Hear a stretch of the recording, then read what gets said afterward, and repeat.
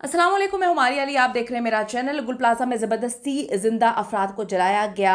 भागकर जिंदा बच जाने वाले दो अफराद ने कुछ खौफनाक किस्म के बयानात दिए। कुछ खौफनाक बयानात उनके इस वक्त सर्कुलेट कर रहे हैं, सामने आए हैं। 1.5 घंटा फायर ब्रिगेड, उसके बाद मीडिया और रेस्क्यू वालों को गुल प्लाजा वहां से दूर किस तरह से रखा गया, उससे वहां पे करीब क्यों नहीं आने दिया गया, इतनी देर तक कैसे इनको रोका गया है। आग लगने से पहले किस किस को खबर हो चुकी थी कि आग लगने वाली है, एक सीसीटीवी कैमरे ने हकीकत खोल के रख दी है। ये मामला इतना सिंपल नहीं है, आपको डे वन से कह रहे हैं, जितना सिंपल दिखाने की कोशिश की जा रही है।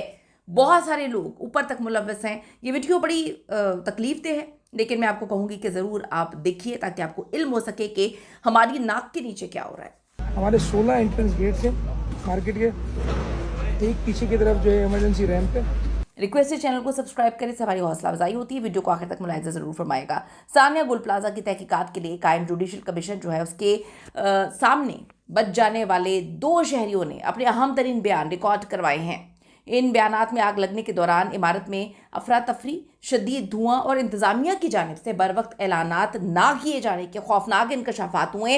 ये वो चीज़ें हैं जो हम डे वन से आपको बता रहे हैं। ये वो चीज़ें हैं जिस पर जब आप बारीक बारीक तरीके से इन्वेस्टिगेट इसको करते हैं तो आपको पता चलता है कि मामला वो नहीं है जो दिखाने की कोशिश की जा रही है। जो चाहते थे वो हो गया। गुल प्लाजा बिल्कुल मैदान बन चुका है। एक दुकानदार ने इंकशाफ किया कि आग लगने से चंद रोज कबल ही गुल प्लाजा में लेटेस्ट सीसीटीवी कैमरे जो हैं वो इस सिस्टम को लगाया जाता है। इसकी वीडियो और तस्वीरें भी मार्केट प्रेसिडेंट तस्वीर जो तनवीर पास्ता है उसके सोशल मीडिया अकाउंट्स पर मौजूद है। ये फुटेजेस क्यों सामने नहीं लाई जा रही, क्या मामला है? हाँ, तनवीर पास्ता ने जितने भी बयानात दिए, रोते हुए, बिलखते हुए, ड्रामा करते हुए, वो तो सबने जो है देख भी लिए हैं और सब उससे एग्री नहीं करते हैं। सानिया गुल प्लाजा से बच निकलने वाले दो जो चश्मदीद गवाह हैं उन्होंने अपने सनसनीखेज बयानात रिकॉर्ड करवाए हैं। कहा है कि सानिया रूनुमा होने के तकरीबन 1.5 घंटे तक आग ने इमारत को अपनी लपेट में ले लिया था। 2 दरवाजे खुले थे, बाकी तमाम दरवाजे बंद थे। आग लगने का ऐलान कोई नहीं किया गया। लोगों की कसीर तादाद इमारत में फंसी हुई थी। उनको बाहर निकालने का कोई भी जरिया नहीं था। ना आग बुझाई जा रही थी, ना रेस्क्यू किया जा रहा था। लेकिन उन्हें बचाने के लिए कोई रेस्क्यू अमला मौके पर पहुंचा ही नहीं। ये जो ज़्यादा इस वक्त शहादतें हुई हैं, ज़्यादा लोग शहीद हुए हैं वहाँ पर और जिनकी बाकियात तक नहीं मिली, वो है कि उनको आप चाहते थे कि उनकी बाकियात ना मिले, आप चाहते थे कि वो इस तरह से उनकी हालत ऐसे हो जाए। मैं आपको फिर बता रही हूँ, पाकिस्तान में रेस्क्यू करने का मतलब बहुत डिफरेंट है, दुनिया में रेस्क्यू करने का मतलब बहुत अलग है।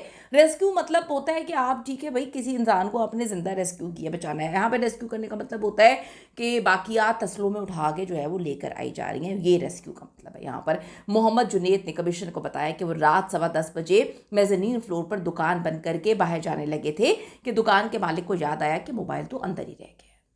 इसी दौरान उनको धुआं नजर आया, जिस पर वो कुछ देर रुके और तकरीबन 11:15 बजे दो लड़कों के साथ गुल प्लाजा से बाहर निकल आए। यानी कि आप देखें कि 11:15 बजे ये निकले हैं। उस वक्त तक भी लोग अंदर फंसे हुए थे। उन्होंने बताया कि वो इमारत के बाथरूम वाली जानिब से निकले बाहर, क्योंकि गहरे धुएं की वजह से कोई रास्ता नज़र ही नहीं आ रहा था, कुछ पता ही नहीं चल रहा था, हर तरफ सिर्फ धुआं ही धुआं था। बाहर निकलने के बाद वो बेहोश हो गए। उन्हें एम्बुलेंस के जरिए अस्पताल मुंतकिल किया गया।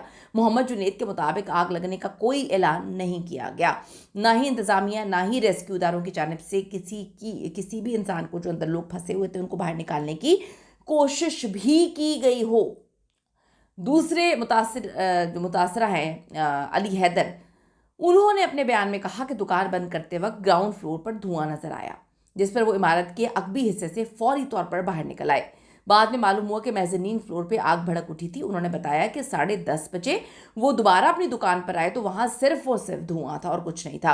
आग के बायस दुकान में मौजूद 2 सूटकेस फट गए, जिसके बाद वो जो है वो बेहोश हो जाते हैं। वो कहते हैं मैं बेहोश हो गया। अली हैदर के मुताबिक जब उनको होश आया तो वो अस्पताल में थे। वो कहते हैं मुझे कुछ नहीं पता, कोई इल्म नहीं है कौन उन्हें वहाँ लेकर आया, कैसे वो बाहर निकले, मुझे कुछ नहीं पता। उन्होंने ये भी बताया कि गुल प्लाजा में 1 या 2 दरवाज़ों के अलावा सारे दरवाजे बंद थे और जब तक वो बेहोश रहे आग लगने का कोई ऐलान नहीं किया गया, जब तक मतलब वो होश में थे, बेहोश होने से पहले। जुडिशल कमीशन मुतासरीन के बयानात और जो शवाहिद है उनकी रोशनी में वाक़े की वजूहात और जो जिम्मेदार हैं उनके तयन के लिए तहकीकात जो है उन्होंने जारी रखी हुई है।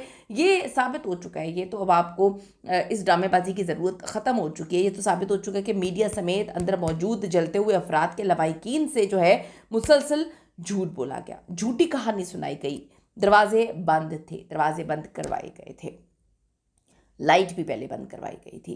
तो ये जो कहानियाँ थी, जो कहानियाँ झूठी सुना रहा है उसको पकड़ना चाहिए। ये लोग बार बार बात कर रहे हैं। अब जो बंद बिजली के साथ किसी को भी जिंदा बचाना आप सीरियस कोशिश हो ही नहीं सकती। तो ये जो कहानियाँ हैं, इन कहानियों के पीछे आप भी समझदार हैं, हम भी समझदार हैं, ना आप बच्चे हैं और ना हम बच्चे हैं। तो ये जो मामला सारे हुए हैं कि वहाँ पर रेस्क्यू नहीं पहुँचा या पहुँचा तो उनके पास पानी ख़त्म हो गया, अंदर कोई नहीं जा पाया।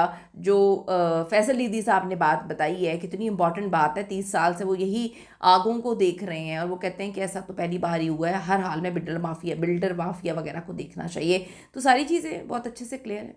आपकी इस पर क्या कीमती राय है? क्या आपको लगता है वो जो बेचारे जल कर तस्लों में आ गई जिनकी बाकियात, उनको इंसाफ मिल पाएगा?